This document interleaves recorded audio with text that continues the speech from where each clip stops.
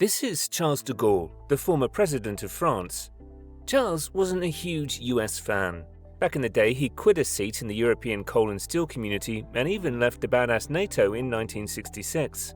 Why did he do that? Well, it seems he wasn't happy about the alliance because of the United States and the United Kingdom. Maybe he didn't feel comfortable with the security guarantees the US offered to Europe. After leaving NATO, de Gaulle had a vision for France. He wanted the country to be independent and have its own nuclear weapons. This was a big deal and happened a while ago, but it still shows the dilemma that France faces when it comes to European security.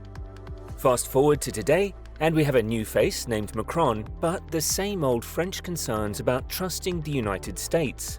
In fact, in a recent summit, Macron went ahead to seek more independence on airspace defense and advocated against relying too much on the US. In today's video, we will explore why Macron doesn't fully trust the US and what happened recently. But before moving forward, we would like you to subscribe to the channel for more updates.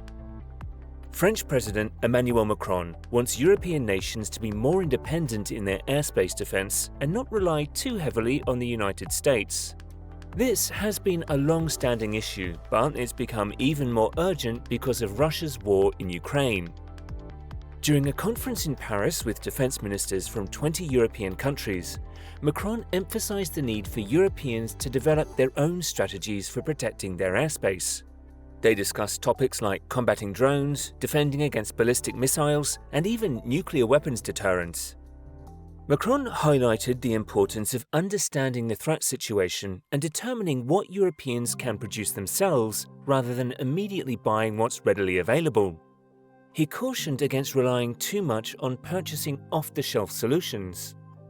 The French president also called for European defense equipment manufacturers to create independent military systems and move their production to Europe. He emphasized the need for enhanced European standards in this regard. Macron questioned why European countries still often need to buy from the United States. He explained that the US has standardized its equipment more extensively, and its manufacturers receive significant subsidies from federal agencies. This one-day meeting took place alongside the Paris Air Show, which is the world's largest event focusing on aviation and the space industry. Moreover, France has been openly critical of the German-led plans for enhancing European air defense capabilities. The project, called the European Sky Shield, was launched last year and involves 17 European nations, excluding France, but including the United Kingdom. Its goal is to integrate with NATO's air and missile defense systems. The French government believes that the project doesn't adequately protect European sovereignty because it heavily relies on the industries of the United States and Israel. But here is where the problem gets even more concerning.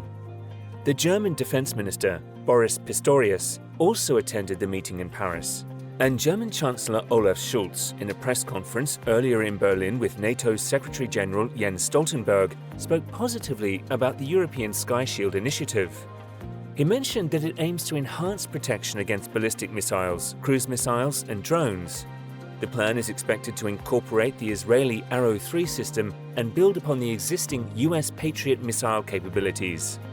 However, Scholz did not address France's objections to the initiative. But defense has been a recurring point of disagreement between France and Germany. France has long felt that Germany wasn't doing enough in this area until the war in Ukraine prompted Germany to announce a significant increase in military spending. President Macron highlighted that the jointly developed Mamba anti-missile system by France and Italy is now operational in Ukraine, safeguarding crucial installations and lives. France and Italy announced the delivery of the system to Kyiv in February.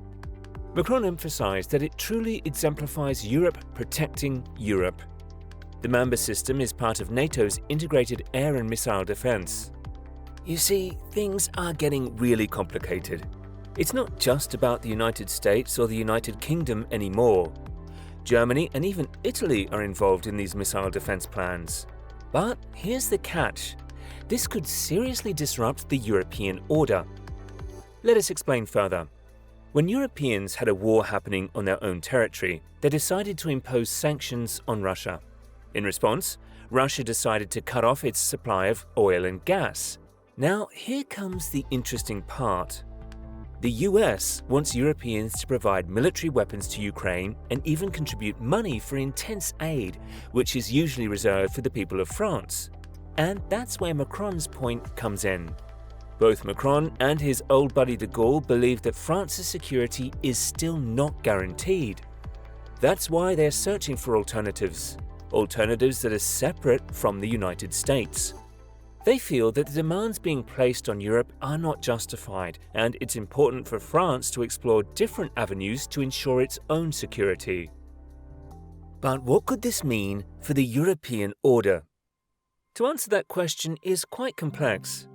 If France's call for a European common defence and security policy becomes a reality, it could potentially have significant implications for the European order. One possible outcome is that NATO's future could become uncertain or take on a secondary role. This could lead to further divisions between Britain and France. The UK has shown reluctance to separate itself from the United States, as they have a long-standing alliance known as the Anglo-Saxon Alliance. This elite club dynamic could create tensions between the two countries. Furthermore, disagreements between Germany and France could emerge, which would play into the hands of Russia. The more divided Europe becomes, the more it may embolden Russia in its actions, particularly with regard to Ukraine. Moreover, France's trust in President Biden may be further strained, especially following the AUKUS deal. This agreement saw Australia backing out of a previously agreed nuclear submarine deal with France and opting for a new arrangement with the UK and the US. This incident has already caused a significant rift within the Western Alliance. All in all, the situation in Europe and within the Western Alliance appears to be quite messy and complicated, with various factors and tensions at play. But hey, hold on tight, the situation ain't all doom and gloom, my friend. Uncle Sam better start listening to Macron's concerns before things get out of hand. France's security worries need to be addressed, no doubt about it.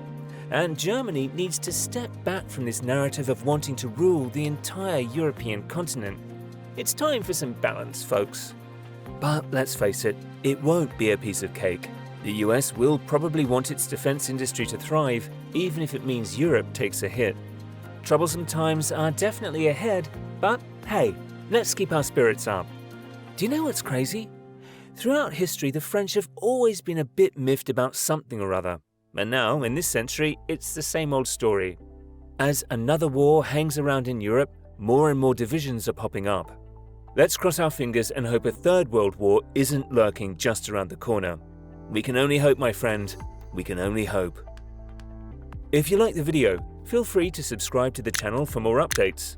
We will catch you in the next one. Bye.